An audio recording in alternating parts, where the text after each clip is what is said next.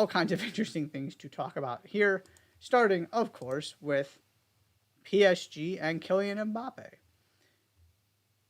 This is also where I'll acknowledge Neymar is, on his way to Saudi Arabia. To me, it's the best piece of business PSG could have done to maximize the profit and just part ways with them, say we're done. I'm not shocked that there seemed to be very little interest from the rest of Europe, the teams he would actually go play for. Because to me, it's a similar story to Cristiano Ronaldo. It's not that he can't play at that level, because obviously, I think he's only 31. The injuries have been the biggest part. He's incredibly talented.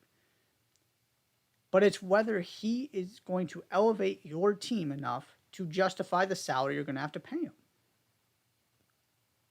And if you're Chelsea, Manchester City, Barcelona, if they had the money, whoever, to me, the answer to that is no. There's just more efficient ways to spend your money than going to get an injury-prone, often distraction-causing Neymar. Saudi Arabia, obviously happy to have him. That was the way to go here. On to the Mbappe part of this. So apparently now there's conversation about him signing this contract extension he said he wouldn't sign.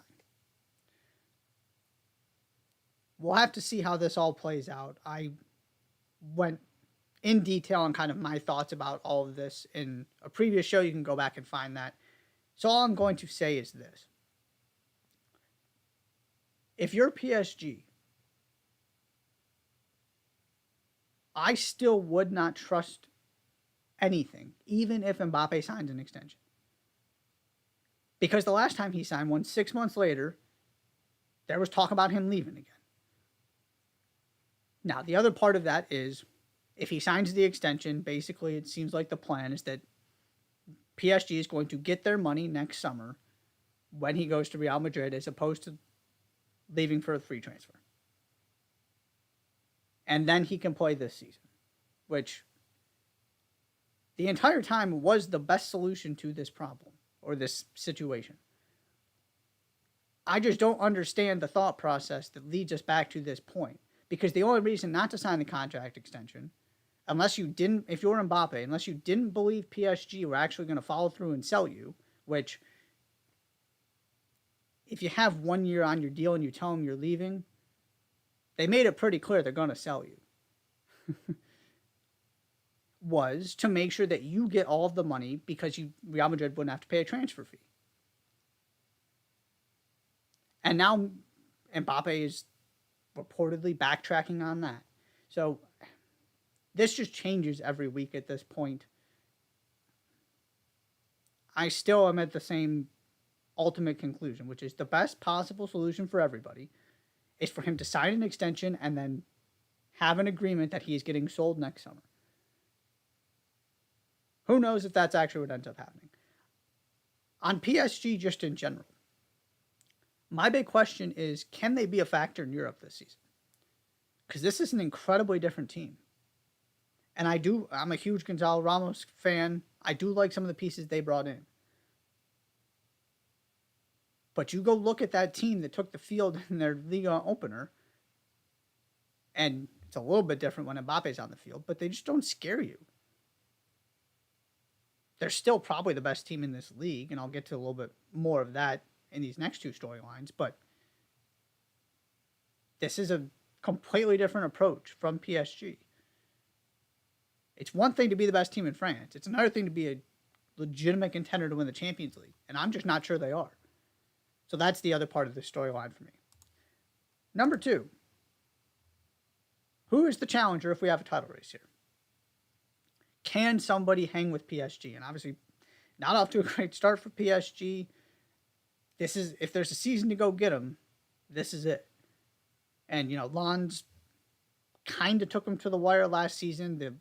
The end table looks closer than it really was because PSG got to kind of coast and drop more points at the end. But that Lens team that was so good lost 2 really, really important players in Seko Fofana and Luis Openda. Talked about Openda earlier with Leipzig. Those are not just guys that Lens can go replace and be the same team. So it's hard to, and usually when you have a team that has a season like that, think, the Monaco, the Lille team that won the league, it doesn't last. They don't really follow it up with another season that's quite as good. And a lot of that has to do with people poaching their players, which is what happened to Lens. So you're looking outside of that. I really like what Marseille did in this transfer window. Iliman Ndiaye, Ismail Assar, Renan Lodi. Those are also the kind of players that I personally get really excited about and also simultaneously recognize are not real needle movers when you're talking about winning Ligue 1. But if it all comes together, to me, the best chance of dethroning PSG is Marseille. But if you don't have a clear contender and PSG is down, what does that say about the league as a whole? Which is really the other part of this storyline for me, is if these Eredivisie teams keep showing up and you have not just Ajax, but Feyenoord, PSV performing well in Europe and having competitive title races, we might need to start talking about a change in the fifth best league in the world. Don't think we're quite there yet, but this is a very important season for Ligue 1 to kind of solidify itself again and reestablish what it's going to be moving forward without PSG being a clear top 3 team in terms of talent in the world. There's just a lot of question marks for so many of these top teams. Which goes into the third storyline, which is, can somebody make a jump and get into that, top 3 conversation, maybe even get into the title race? And I'm specifically looking at the teams that finished outside the Champions League last season. So we're talking Lille, Monaco, and Lyon. Lille still have a lot of pieces from that title team. Haven't been the same team since, but it's still a very good team.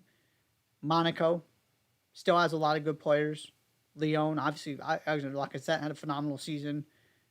They've got good. These teams have good foundations that you look at a Lens or a Marseille or a Rennes, and it's not like they're that far behind. So it could easily flip, and all of a sudden, Lyon is the team or Monaco is the team that ends up qualifying for the Champions League.